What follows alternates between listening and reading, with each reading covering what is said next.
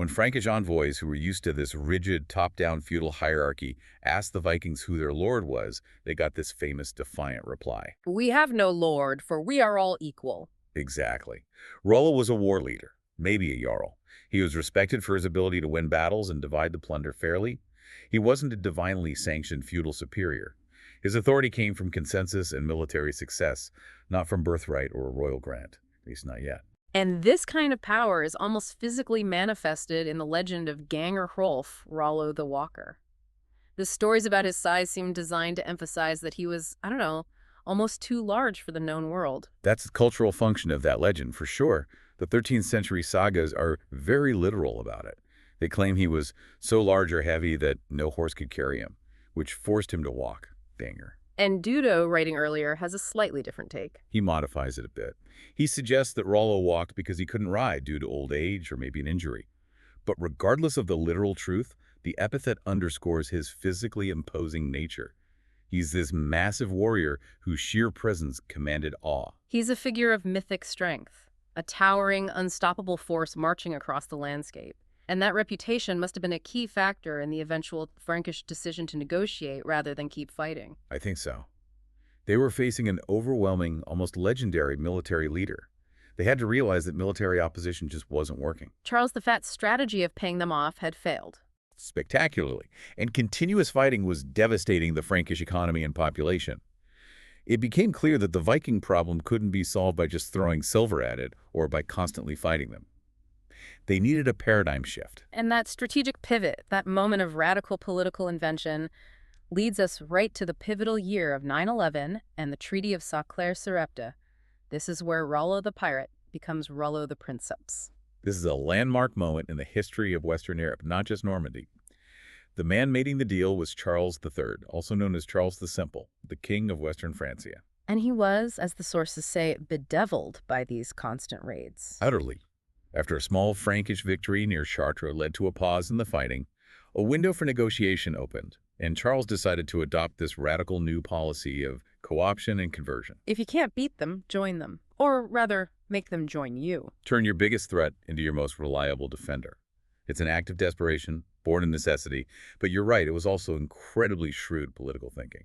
It was revolutionary pragmatism. He was essentially conceding that these Northmen could not be expelled, so they had to be domesticated and integrated into the system. But the cost of that integration was immense. It fundamentally altered the map of Francia. Let's break down the terms of the Treaty of Saint-Clair-sur-Epte. First, the land. What exactly was granted to Rollo? The first and most significant part was the land grant. Charles ceded a major tract of territory to Rollo and his Northmen. This area stretched from the river Epte all the way west to the sea. So we're talking about the lands around major cities like Rouen, Evreux, and Lisieux. We are. This region was historically known as Neustria, but it very quickly became known as Terra Normanorum, the land of the Northmen, Normandy. So this wasn't just some small fiefdom. This was a large, strategically vital chunk of the kingdom containing one of its most important river estuaries. A huge concession. So what did Charles the Simple get in return for giving up all this valuable territory? He got peace, he got stability, and he got a new militarized frontier. The quid pro quo was basically twofold. First, the defense obligation. Right. Rollo and his Vikings were now bound to defend the territory they were given from any future Viking incursions. Which is genius. He's turning the most skilled fighters on the continent against their own kind. Rollo's warband instantly goes from being a raiding force to a highly motivated, entrenched frontier guard. He essentially outsourced his kingdom's defense to his most dangerous enemies. He was betting that territorial ownership would finally trump that old raiding impulse. And it was a bet that paid off. Handsomely. Because Rollo and his followers now had a vested interest in the region's stability. These were their lands, their livelihood. They became absolutely ruthless in suppressing any other Vikings who dared to sail up the Seine or raid the coasts. And this sudden stability must have been a huge relief for the Frankish population in the surrounding areas. A massive boon. And the second, non-negotiable term for being integrated into the Frankish political world. Conversion. He had to become a Christian. He had to agree to be baptized. And for the Franks, you have to understand, this wasn't just a religious requirement. It was the ultimate tool of political control and cultural assimilation.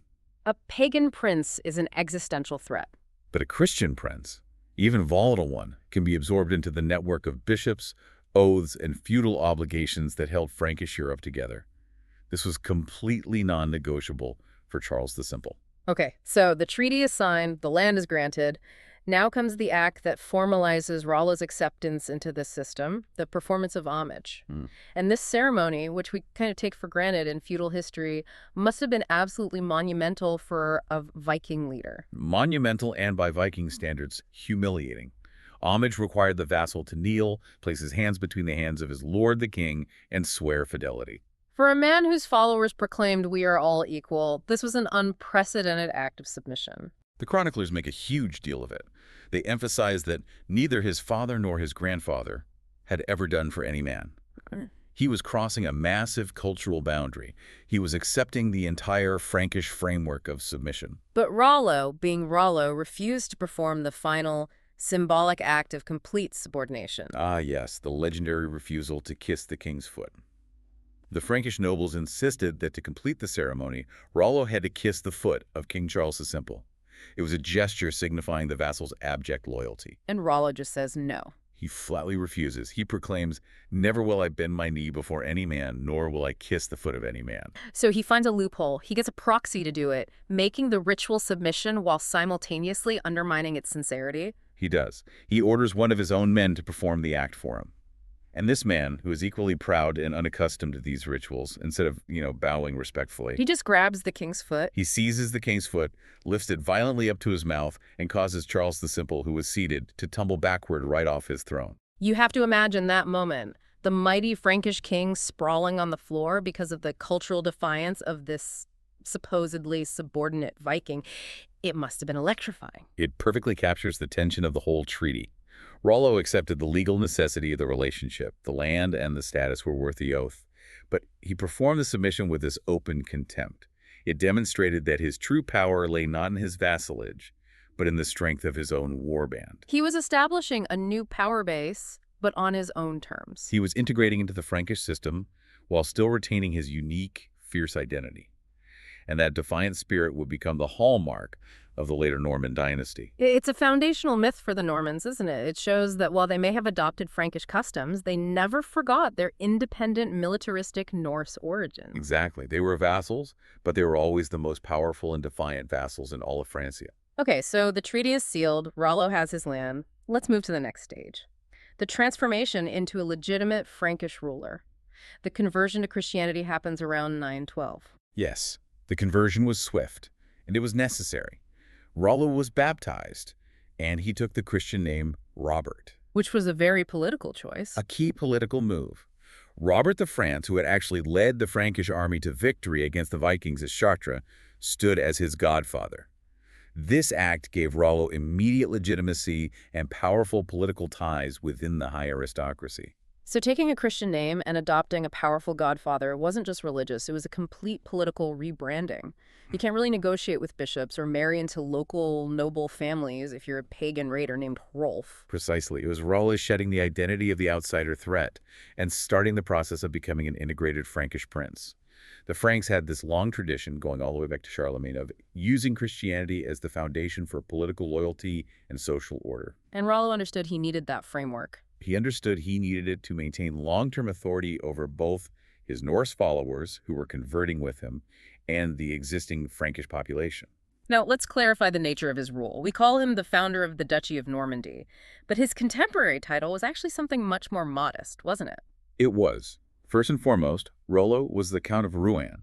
Rouen was the major urban center that was ceded to him, and that title, which was used until at least 927, placed him within the existing Frankish hierarchy. But there was another title that was used for him. Yes, and it's probably the most accurate contemporary description of his military authority over his people. Chroniclers like Fludebord called him Princeps Nortmanorum. Princeps Nortmanorum, leader of the Normans. That title really highlights the dual nature of his authority, doesn't it? It does. He had the Frankish legal title, Count, but his real power came from his military leadership over his ethnically distinct people, the Northmen. The title Duke came much later then. Much later. It was formally acquired by his grandson, Richard III. Rollo's era was about establishing the fact of his power, not perfecting the Frankish legal vocabulary for it. He was busy establishing a functioning state where, before, There had only been a highly successful Viking war camp. So how does he actually do that? How does he transition from war leader to state administrator?